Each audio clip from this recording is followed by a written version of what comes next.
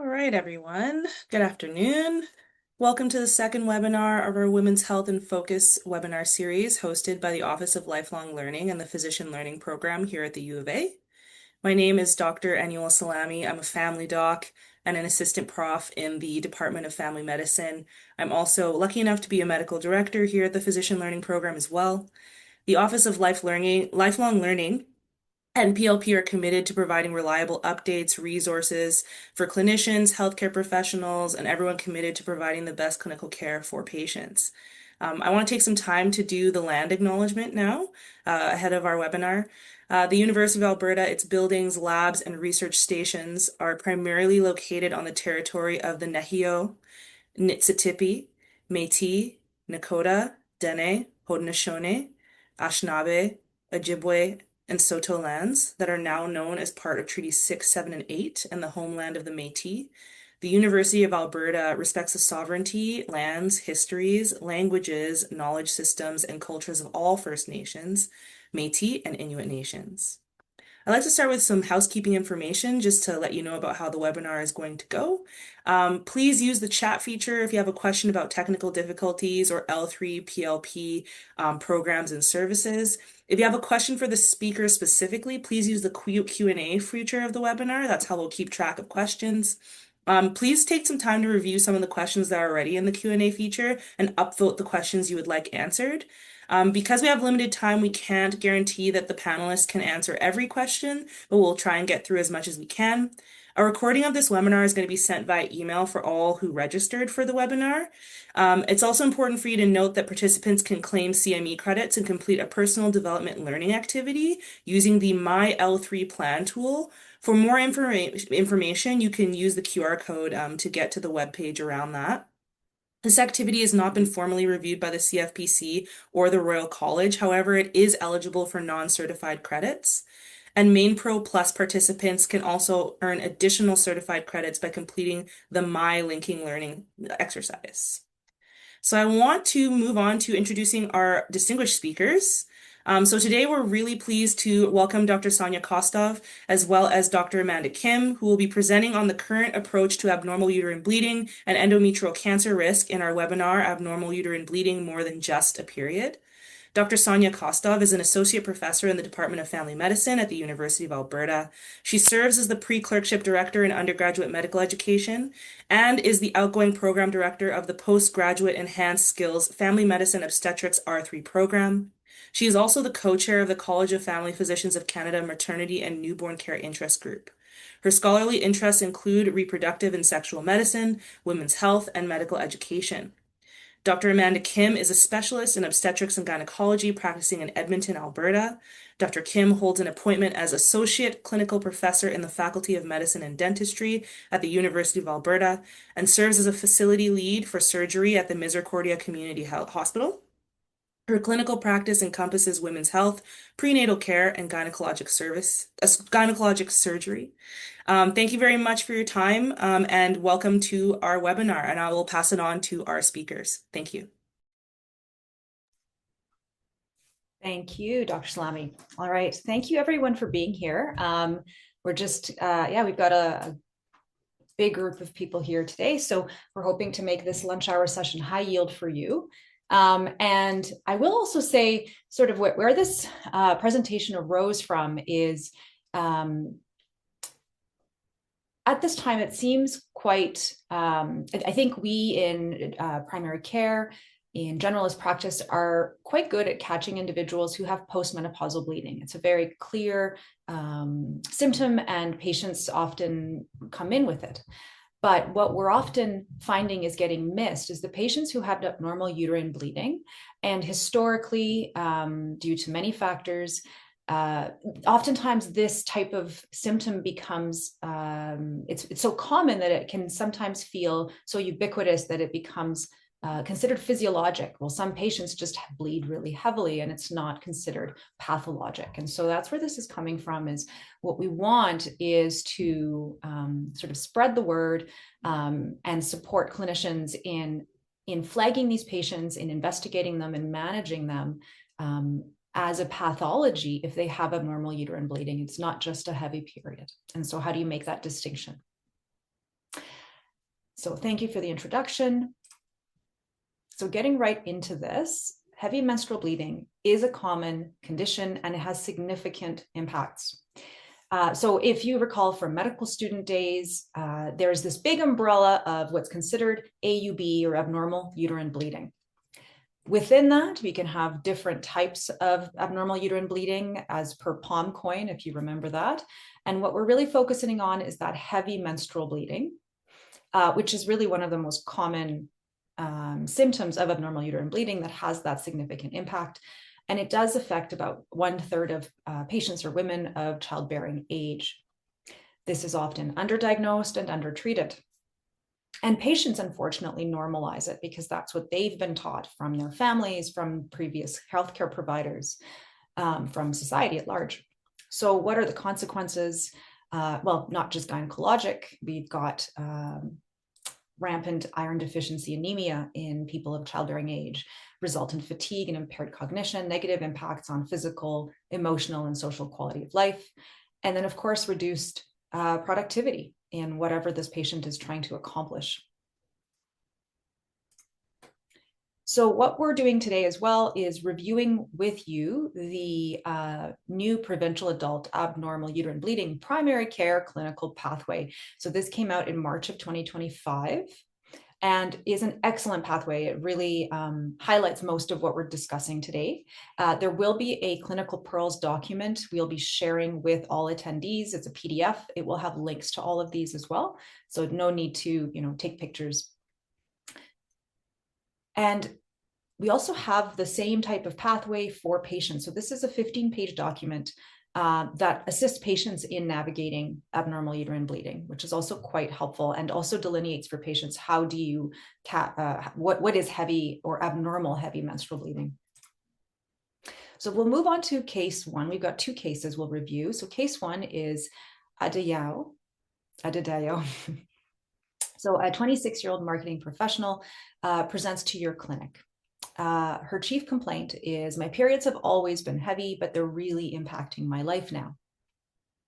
So this is a patient who soaks through both a super tampon and a pad every 1 to 2 hours for the first three days of her cycle. So that's already quite heavy, but we'll get to that. They often miss work or social events due to bleeding or fear of accidents. Their cycles are regular, so every 28 to 30 days. And we know that they have a family history of their mother having a hysterectomy in Nigeria at age 37 for heavy bleeding, which is relatively early. And this also gives us some information about this patient's ethnic background. So how heavy is heavy? How do we quantify blood loss? So clinically, the definition of heavy menstrual bleeding is an excessive menstrual blood loss that interferes with the patient's quality of life. And so, of course, we can certainly see that with this patient's function being impaired as well. We know that an objective measure of about 80 milliliters is what's used in research, but how do you quantify this? So there are a couple of ways we can do that slightly more objectively. So there's one study here we've highlighted that, for example, would score how much blood is lost in a toilet, the size of clots, how much on pads or on tampons is being soaked through. The second way we could, especially now, a lot of patients are using these menstrual cups, is what kind of cup are they using? How often are they changing it? And so this is one way we can have that conversation. Looking into this a bit more, I think sort of the way that we often do things, which would be around asking those questions, is in a menstrual cycle, is this patient bleeding more than about 7 days per month? So their period over 7 days. Are 3 or more of those days at the beginning often heavier bleeding? And that's typically, if you ask patients who have heavy bleeding, they may tell you it can be a very, you have to do a lot of sort of open questions initially and then closed questions as you go, because some patients may consider only the heavy days they bleed as their menstrual bleed, while others will tell you until the very, very tail end of that sort of brown spotting at the end. So trying to delineate a bit more around when is the really heavy bleeding and how long is that lasting. In that primary care pathway document, there is to the patient, are you bleeding more than where you need to be changing a pad or a tampon or your menstrual cup more than about once an hour? And is that going on for a longer period of time, typically more than about 2 hours? Are these periods particularly uncomfortable due to how much blood there is or how frequent they are, right? So that's the other thing we'll get to is, are these cycles more frequent than every 24 days or so? And are you staining clothes at night without double protection, with or without? So we've got clinical pearls throughout the presentation. Our first one is heavy menstrual bleeding. If it's causing a functional impairment or a diagnosable condition such as anemia, it is pathologic and does require action. And that action may be investigation and certainly requires some sort of management. And really patient education that this isn't just normal. They shouldn't just deal with it. So let's go back to case one. We're going to go through an initial workup of this patient. So on our history, we want to rule out red flags. So of course, that would include hemodynamic instability, which would require vital signs. Is this patient tachycardic, hypotensive? Are they soaking through that one pad or double protection per hour consistently? So we're usually talking about more than 2 hours where they're soaking through those pads and tampons. Are they showing signs and symptoms of anemia without having done any blood work yet? And in particular with this patient who is Black, we want to tailor that exam depending on skin pigmentation. Of course, we're not going to see the same type of signs that we may have been taught in patients who have less skin pigmentation. And Dr. Salami will be doing a presentation in the next month for PLP as well on assessing different things in different skin pigmentations. So we also want to do a pelvic exam to assess for those structural causes, although in this case, very likely to be intrauterine. Our initial investigations, because we're not talking about postmenopausal bleeding, these patients should have pregnancy ruled out.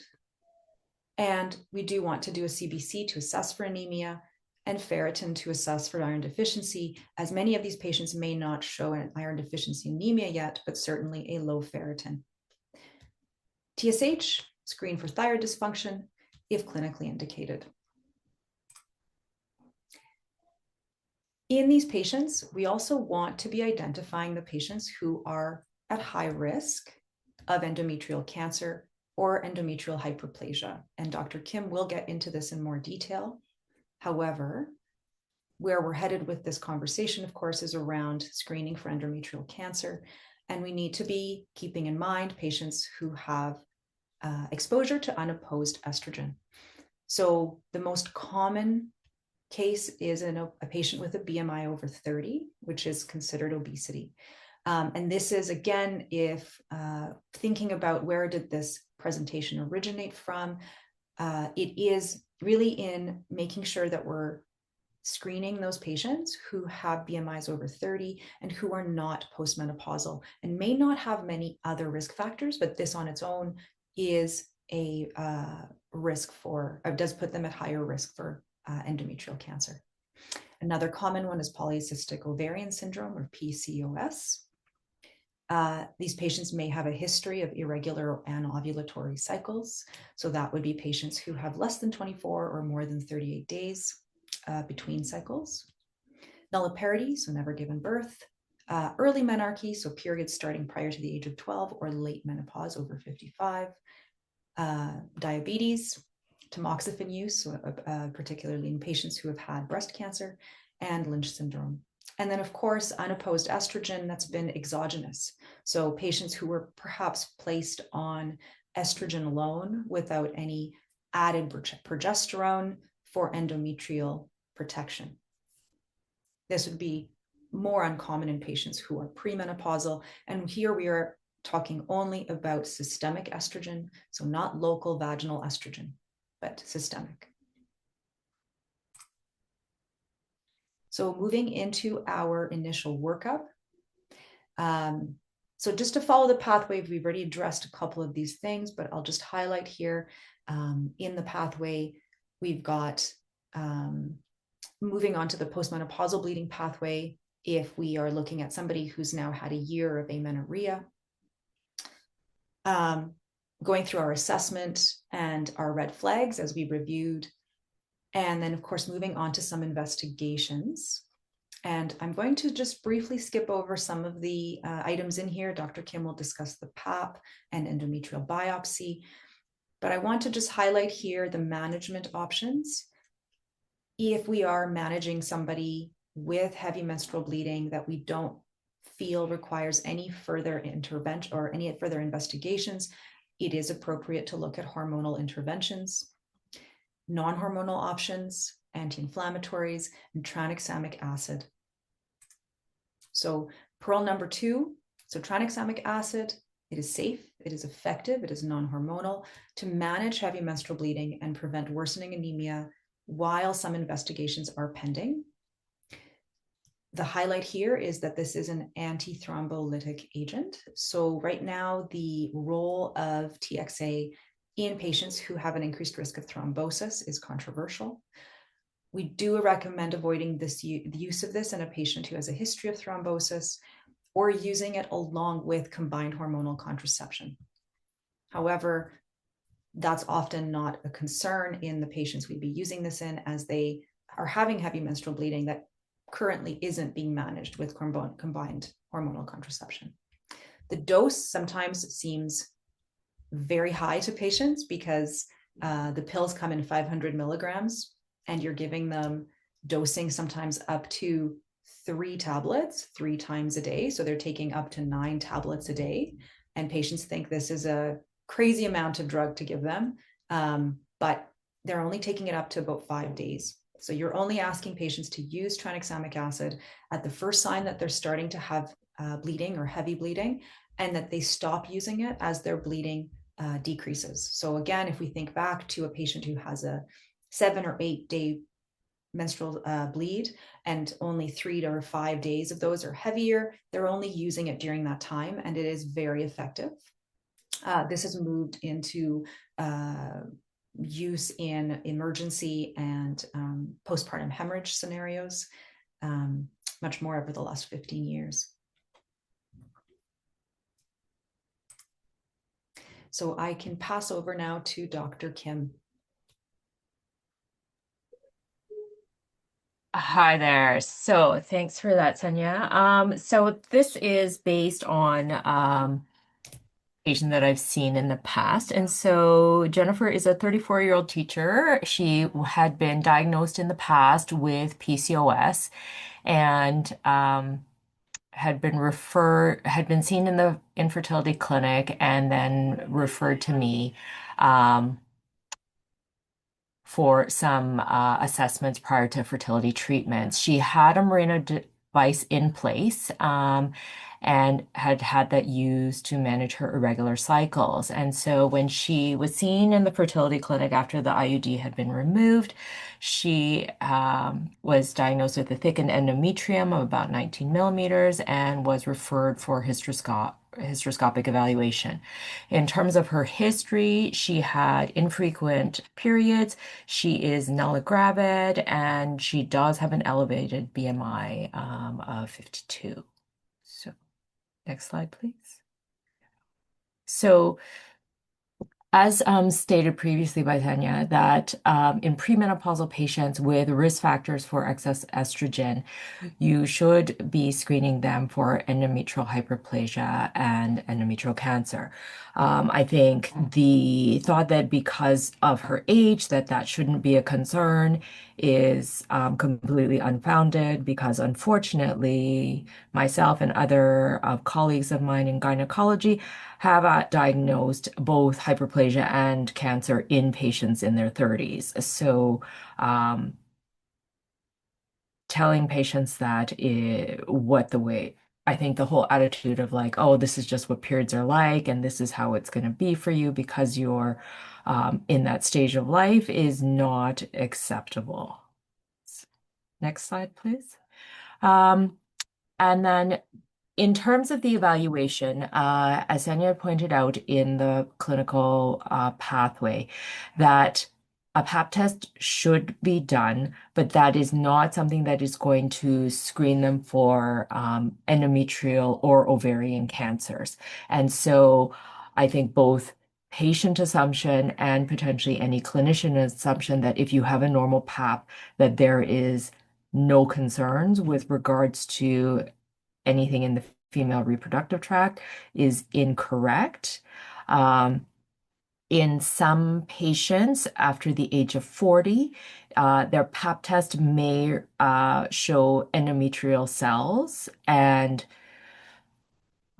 I don't know if people put on their pap requisitions when patients had their last menstrual period, but if it's in phase or out of phase, regardless, having endometrial cells present on a pap does require investigation as well, and it usually does come up on your PAP report um, as well. And that would be if you yourselves are not comfortable with doing endometrial biopsy, referring to either a colleague who is or to a gynecologist. Okay, next slide, please.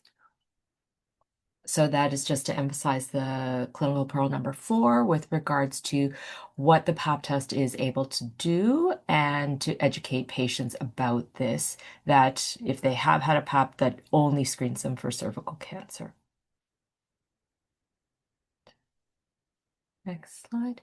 So with regards to, because for those of you who have either done endometrial sampling or have remember this from your medical stool or residency training days, endometrial sampling is an invasive procedure and can be quite uncomfortable for patients, but at the same time, not something that you should refrain from doing because of patient discomfort.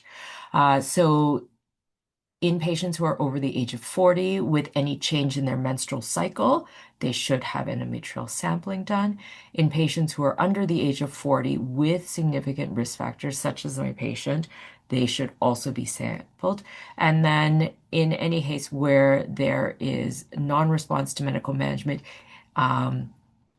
and potentially if you've had ultrasound done, that also is indicating that there may be something of concern inside the uterus. You can do this in the office and just need to have the necessary tools or refer to a family medicine colleague or a gynecologist for this sampling. The other thing that is also helpful prior to sampling is having transvaginal ultrasound results to have an idea of if there is potentially tissue or concerns about either polyps or fibroids, then that may tailor how the sampling is done.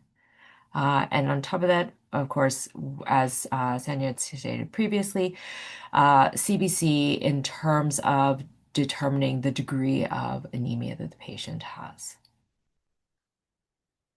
Next slide. And so patients should have this sampling done if there is, I hope that people have means of accessing this testing and should not be a reason for a delay in investigation for patients. Next slide. And then, so with regards to endometrial hyperplasia. So basically, the diagnosis is endometrial hyperplasia with atypia or atypical hyperplasia. And these are basically a precursor to endometrial cancers. And in patients who have actually had hysterectomy done, up to 40% of these patients actually have a concurrent endometrial cancer. So it is not a result that can be just said, oh, and set aside. And depending on the situation for your patient, if it is somebody who is wishing to conserve their fertility options, then use of different progesterone modalities is recommended, and then repeat sampling to ensure that the progesterone treatment has resolved the hyperplasia and ensure that it hasn't progressed to cancer, or that there is an occult cancer actually hiding in there. If there is somebody who is not interested in conserving their fertility, then presently, the practice in Edmonton is that they are seen by gynae-oncology with regards to surgery. Okay. I guess I don't know if you want to know in terms of the case of my patient, that she initially had been diagnosed with PCOS and had been managed with a progesterone intrauterine device for some time. And then when she had the hysteroscopic evaluation done by me and found to have atypical hyperplasia, then repeat with the Mirena device in place. And then she had repeat biopsy that showed that the hyperplasia had resolved. And then after that, went to the fertility clinic and conceived with metformin, and then was able to have relatively uncomplicated pregnancy and had a baby boy. Okay, next slide, please. So this is, as Sanja had shown earlier, in terms of starting some medical management while patients are awaiting investigation or treatment options. And then because on top of that, trying to manage a patient with anemia is already challenging as it is, especially if they are looking at surgical options, then surgery ends up being delayed as a result of the significant anemia that they are going through. I think there have been sort of looking at the different pathways as to what kind of pathology is involved.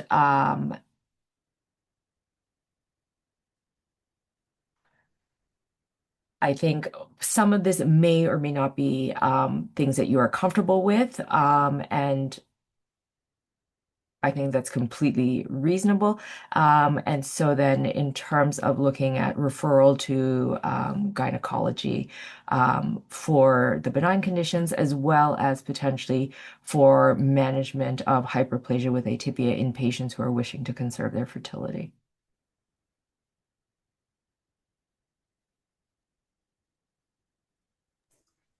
Amanda, did you want to speak a bit to sort of the differences between what is hyperplasia without atypia, with atypia? I guess that kind of to get into it is that it is a bit of a pathologic distinction, and the business of atypia being present on it is more just a concern for malignant potential. Over time, in the past, there was thought about treatment of sim simple hyperplasia used to be a bit following the same complex hyperplasia pathway. But I think overall that has changed. And so simple hyperplasia is basically can follow the same treatment options that anybody with heavy menstrual bleeding would be offered. But the ones with complex hyperplasia with atypia are the ones that are very differently managed with regards to either progesterone treatment or referral to gynecologic oncology. Okay, thanks. Okay, so what we had sort of planned to do, we're hoping to leave quite a bit of time to talk about questions, because we had sort of intended to have this presentation be quite a general overview, and expect that we will have quite a few questions. I've been trying to answer them, some of them in the chat. We do have a hands-on experience coming up next week on how to perform endometrial biopsy and IUD insertion, because they are really the same procedure.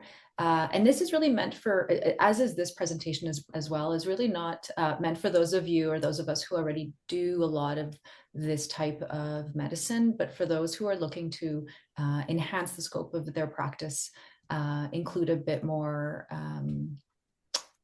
care in this area, and perhaps add endometrial biopsy or IUD insertion to their skill set. So there are some of those sort of higher level sessions for how to troubleshoot IUD insertions or how to do difficult procedures. That's sort of not the purpose of this. However, I thought the first thing I'm hoping to actually do with Amanda is, there's been quite a few questions in the chat about the use of TXA with estrogen. So whether that is in someone who is perimenopausal and on menopausal hormone therapy, or patients who are using combined hormonal contraception. And so I had, of course, mentioned that we'd advise currently, due to the really lack of strong data and controversy, to avoid doing it if possible. But I wanted to hear from Amanda as well on that, because I think it'll answer quite a few questions. I guess my understanding of this is that in terms of the thrombosis pathway, that is what estrogen goes through versus what TXA does, is that they are not the same pathway. So it's not that so it's a bit different than giving somebody high doses of estrogen.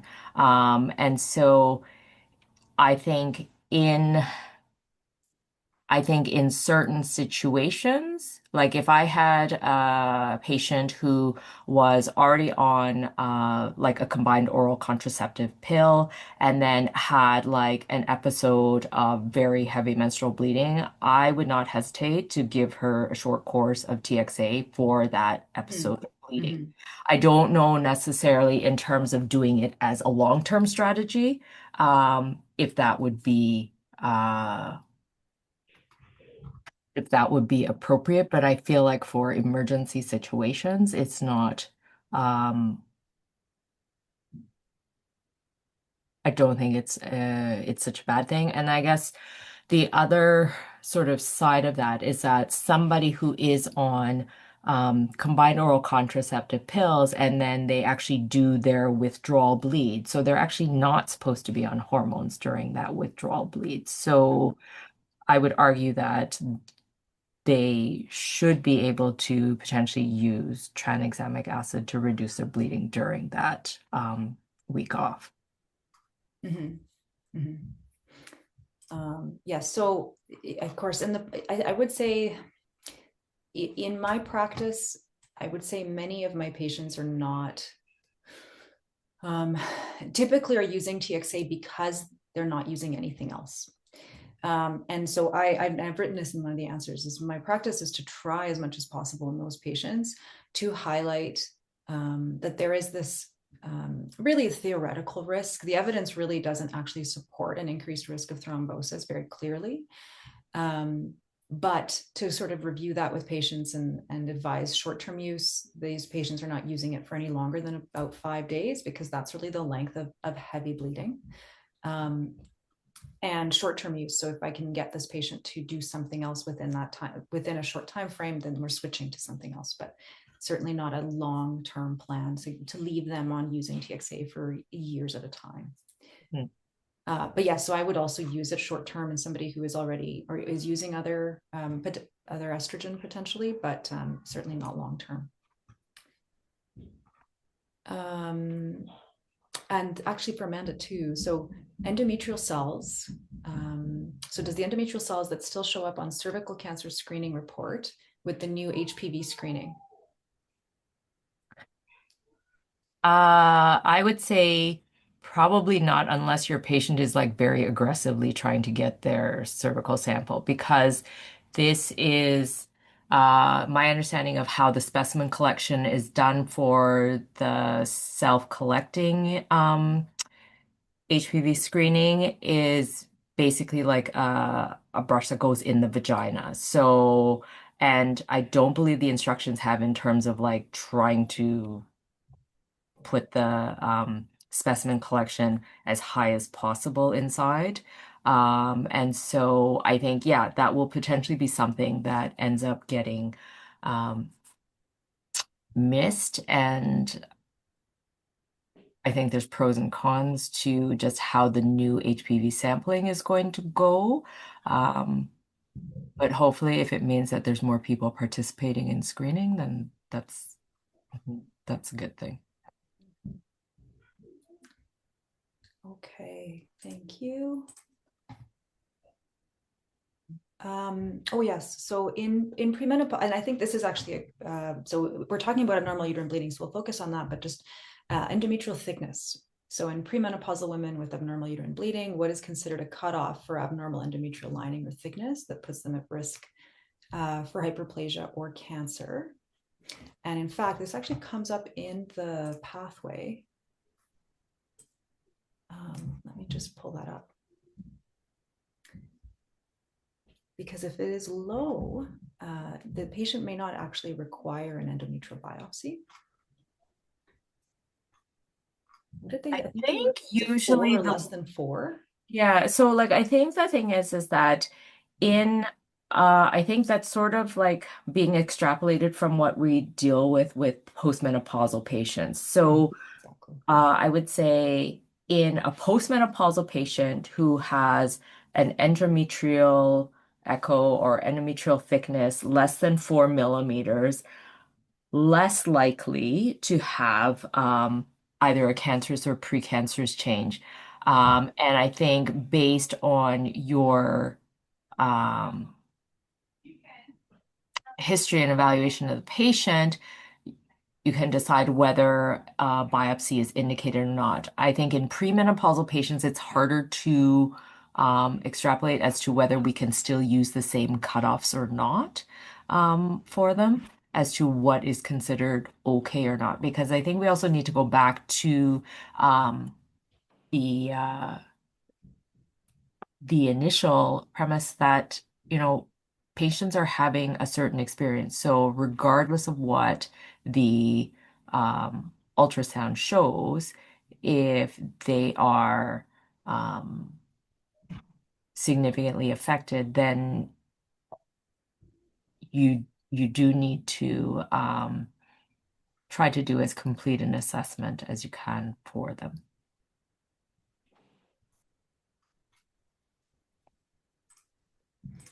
Okay, good. Yeah. So, um, and then can we talk briefly as well about, just to kind of extend with this, um, if so, we're gonna maybe take the hat off for a second about abnormal uterine bleeding, but in patients who have incidentally thickened endometrium commented on ultrasound. So these are patients who do not present with abnormal uterine bleeding. They have an ultrasound for another reason, follow-up of ovarian cyst or something like that, and it's commented as thickened, and they're premenopausal.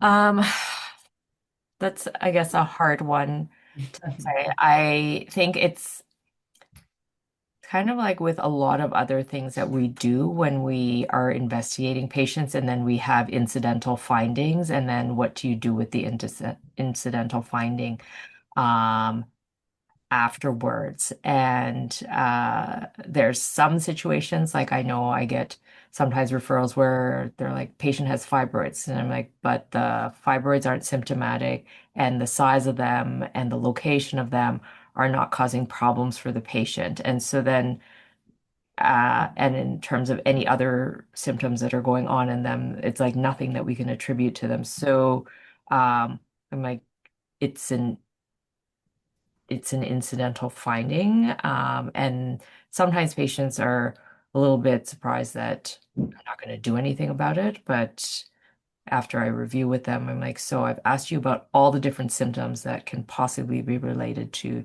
fibroids, and you're saying none of these things are happening in your life. So I'm like, either we put you on some medication, which has significant side effects and things associated with it, or you get subjected to a surgery with significant morbidity associated with it. And I'm like, that doesn't seem like a really logical conclusion of things to do. And after they think about it a while, they're like, yeah, that makes sense.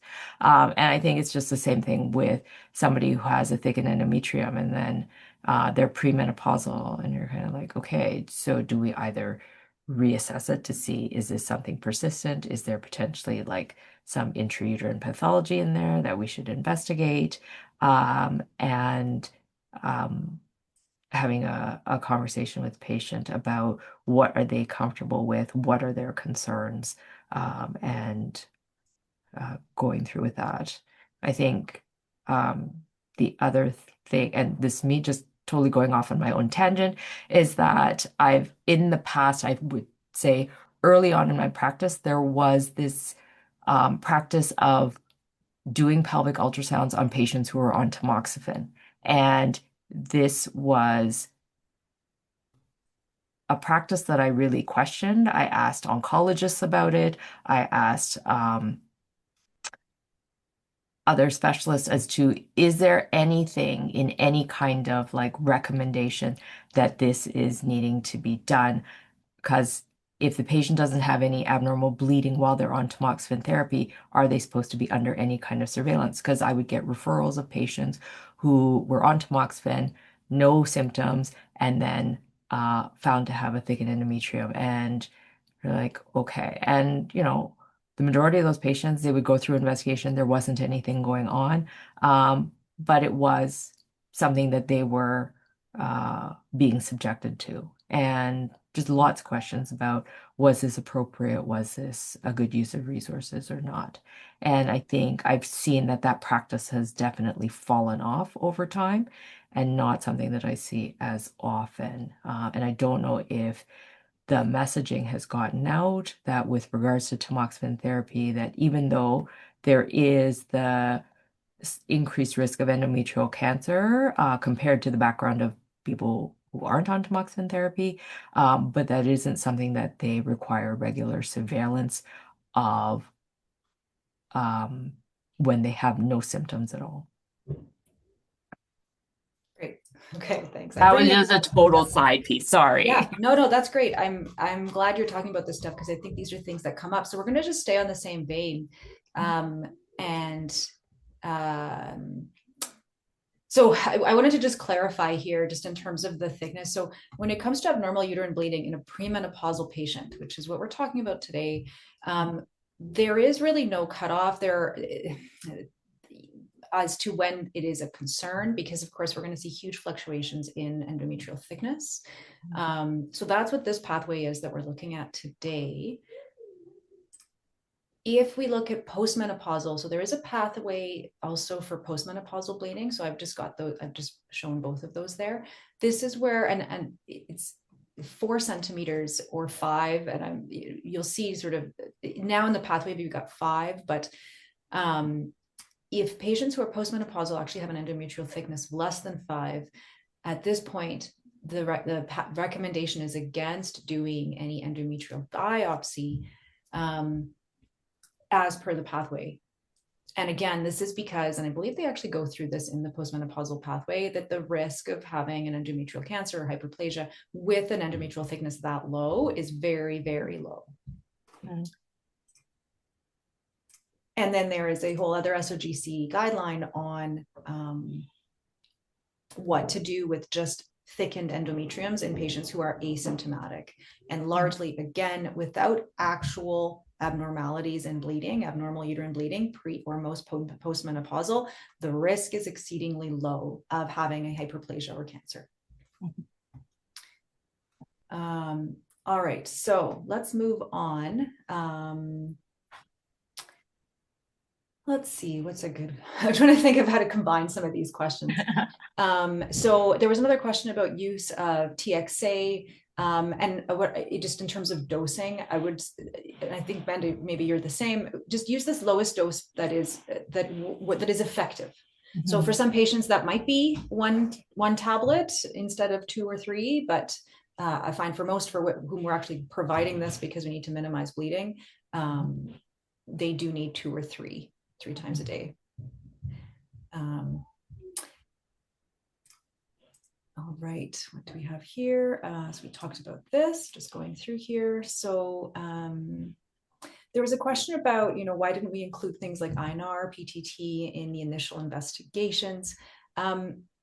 And perhaps I'm viewing this more as someone working in primary care as well, is that oftentimes I think we start with certain investigations, see where we get, and then go past that. So certainly I think depending on your own clinical assessment of the patient, I would highly recommend doing other investigations. But as a start in heavy bleeding, I think you get quite a bit of information from the CBC and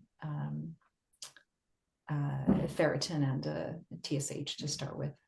Yeah, no, I would agree with you because I think the and I get that it's sometimes challenging when you're talking to patients about trying to do judicious use of the resources and investigations. Because I get that, going to the lab to get lab work done is also onerous for patients to do. But at the same time, I'm like, if it's not somebody that you are concerned about potentially a bleeding disorder, then doing the coagulation pathway may not be as helpful in terms of management for patients. Like there's definitely been times when I've had very young patients and they come in, and as I go through their history, I'm like thinking, actually, maybe you have a bleeding disorder and this is why actually you're having the problem. And so then potentially doing the investigations for that, which would include an INR and PTT. But not, I would say, in terms of in conversations I've had with people in hematology, you want to get your bang for your buck, and I would say like starting with the CBC and ferritin is like a good start for it. Mm-hmm.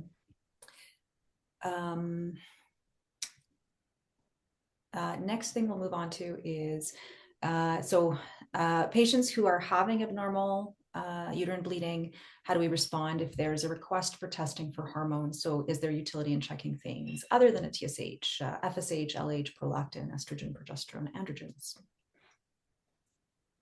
I would say it's sort of a similar question. I think it's those few investigations initially are really going to be your highest yield. Generally speaking, if we're looking at irregular bleeding, if we're trying to determine if this patient has ovulatory versus anovulatory bleeding, things such as estrogen, progesterone, timed estrogen, or timed estrogen, timed progesterone can be helpful. But I think in particular, if we're really just trying to get the most bang for our buck, at this point, not helpful. What do you think, Amanda? Yeah, no, I would agree. I feel like this is once again one of those times where you really find social media is not your friend. And it has been this whole push of like sometimes when patients come in, they're just like, I feel like my hormones are out of whack. And I'm kind of like, what do you exactly mean by that? And they go through a bit of a description, and I'm like, so that's how your hormones are supposed to cycle through your menstrual cycle. That's what's actually supposed to happen. And then the other thing is, patients who are perimenopausal and want their hormones tested to see if they're in menopause are going to be close to menopause. And I'm like, no, there is actually no prediction of it.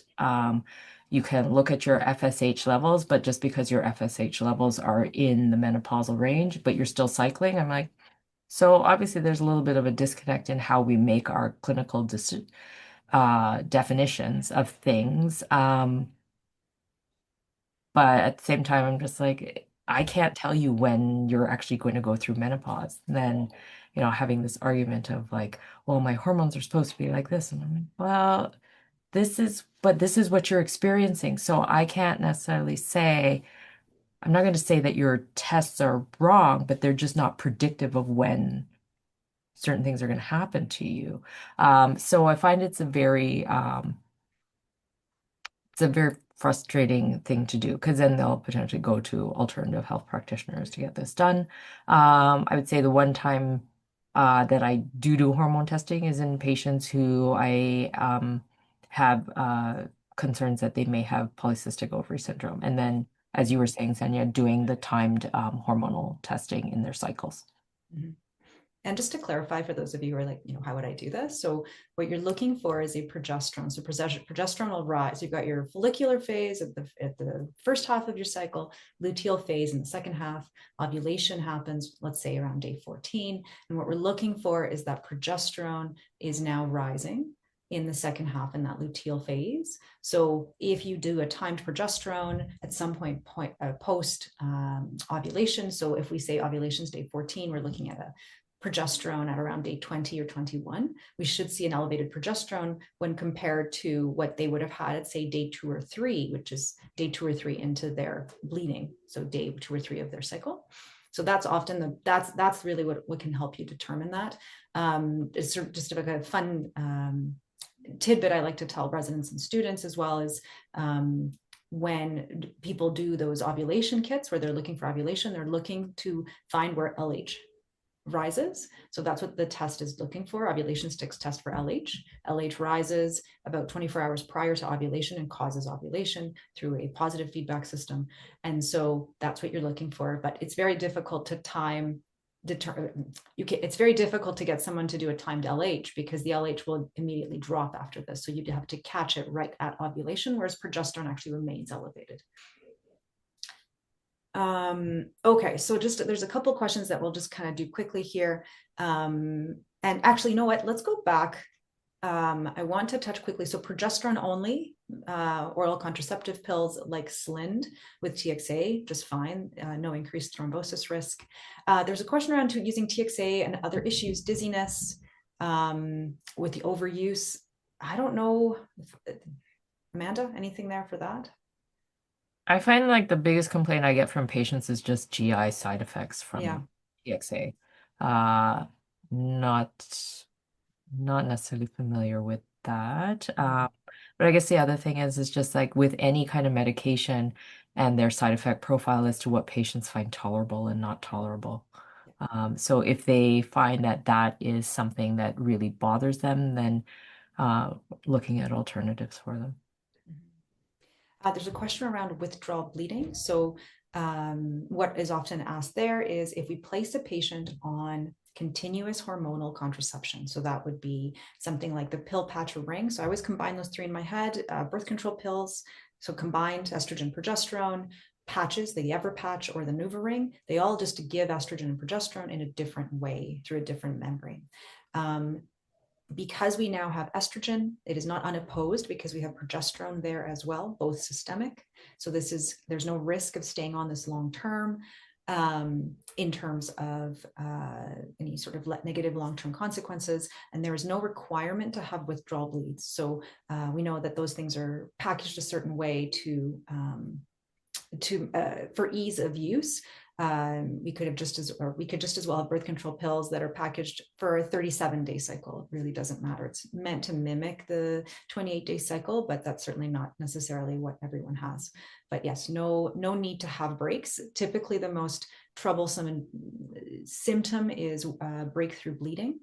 And in those patients, they may just need to be told, you maybe are able to do 3 cycles with the birth control pill or patch or ring, and then you need to come off and have a withdrawal bleed just to allow for that endometrium that is now destabilized to bleed and start again. But I often tell patients, we're not putting a cork in your cervix. If we have you not bleed, you're just not producing tissue.